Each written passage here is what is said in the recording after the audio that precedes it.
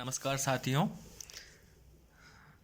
आज हम इस वीडियो में डिजिटल पुस्तकालय की जो सेवाएं हैं उन सेवाओं में इंटरनेट के उपयोग के ऊपर बात करेंगे। काफ़ी समय से वीडियो बनाया है ये।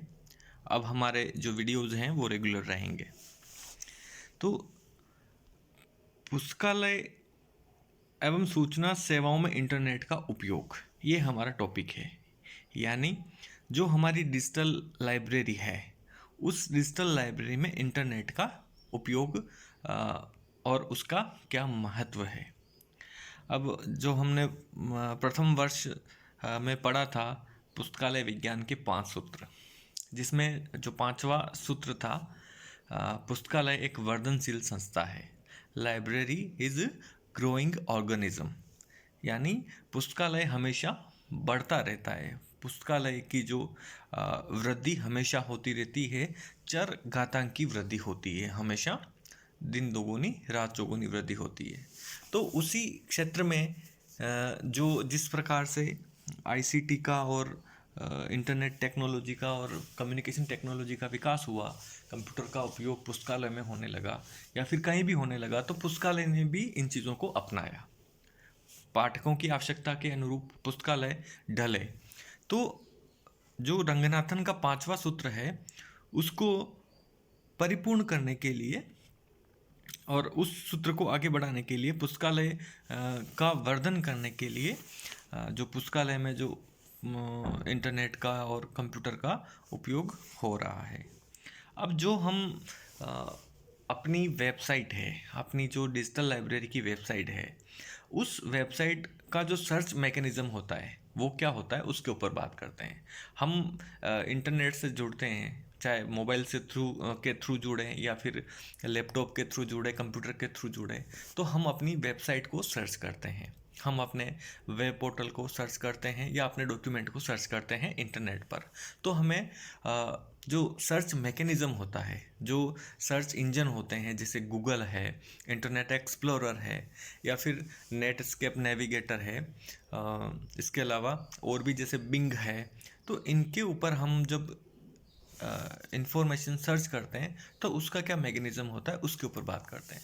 तो उसमें जो सबसे महत्वपूर्ण 3 बातें होती है, जो कि जो इंटरनेट है जिस पर इंफॉर्मेशन पड़ी हैं, उन इंफॉर्मेशन सर्च करने के लिए अपना जो यूआरएल होता है, अपनी वेबसाइट का जो हम पता निर्धारित करते हैं कि हमारी वेबसाइट इंटरनेट पर इस पते से खोजी जाएगी, तो उसको जब हम अपने इंटरनेट के ऊपर किसी सर्च इंजन गूगल या फिर मोज़िला फायरफॉक्स या फिर इंटरनेट एक्सप्लोरर पर सर्च करते हैं, तो 3 प्रक्रियाएं मुख्य रूप से काम करती है, जिसमें सबसे पहला स्पाइडर होता है, जो कि क्राउलिंग करके विभिन्न जो इंटरनेट के ऊपर जो संसाधन पड़े हैं उन संसाधनों का जो हमने इंटरनेट पर सर्च किया उस संसाधन से मैच करते हैं। मतलब उस प्रकार के प्रलेखों को वो जो क्राउलर होते हैं, जो स्पाइडर होते हैं, वो उनको सर्च करते हैं।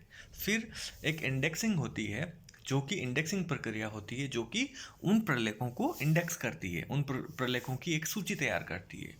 और एक सर्च सॉफ्टवेयर होता है, जो हम जो डॉक्यूमेंट सर्च कर रहे हैं उस डॉक्यूमेंट के संबंधित जो इन्फॉर्मेशन होती है उस इन्फॉर्मेशन को वो उस इंडेक्स में भरता है।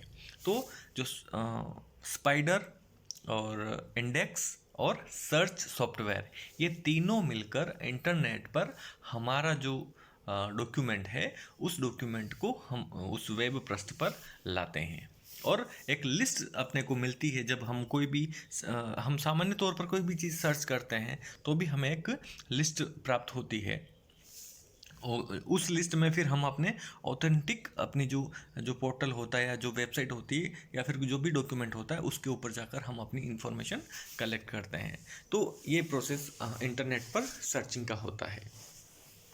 अब पुस्तकालय में जो इंटरनेट सेवाएं हैं, क्योंकि पुस्तकालय एक ज्ञान का भंडार है और इंटरनेट भी एक ज्ञान का भंडार है।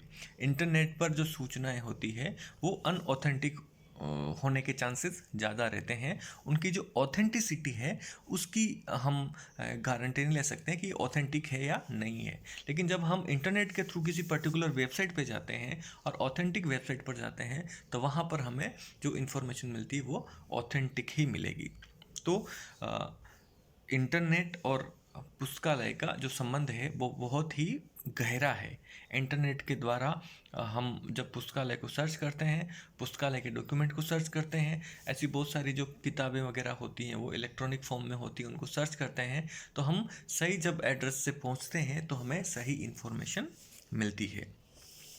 अब जब हम पुस्तकालय का होम पेज तैयार करते हैं तो पुस्तकालय के होम पेज तैयार करने में भी हमें जो भी हमारी जो इन्फॉर्मेशंस होती है, जो हमारे मॉड्यूल होते हैं कि हम कौन कौन से डॉक्यूमेंट का अधिग्रहण कर रहे हैं और उनका जो हम प्रोसेसिंग कर रहे हैं, उनका वर्गीकरण कर रहे हैं, उनका क्लासिफिकेशन कर रहे हैं, उनकी इंडेक्सिंग कर रहे हैं, तो किस प्रकार से कर रहे हैं, इन सब इन्फॉर्मेशन को वेब पोर्टल पर निर्धारित करना जरूरी होता है।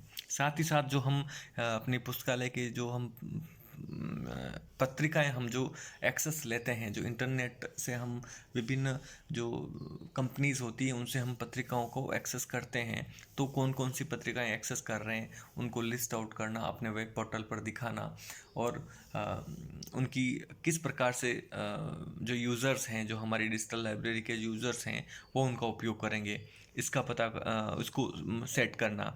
और साथ ही साथ हम अपने जो सहभागी पुस्तकालय हैं, माना कि अपना कोई सहभागी पुस्तकालय है, हमारी पुस्तकालय यूनिवर्सिटी पुस्तकालय है और हमारे जो दूसरे संबंधित जो संबद्ध कॉलेज हैं उनके पुस्तकालय हैं, तो हम उनसे सहभागी पुस्तकालय के रूप में जुड़ रहे हैं, वो हमारे सहभागी हैं, तो हमें उन जो कॉलेजेस हैं उनकी जो डिजिटल लाइब्रेरी है उनको हम किस प्रकार एक्सेस प्रदान करेंगे। तो इन सब चीज़ों को हमें उस वो वेब जो पोर्टल होता है, हमारे जो वेबसाइट्स होती है डिजिटल लाइब्रेरी की, उनके ऊपर हमें उनको प्रदर्शित करना होता है।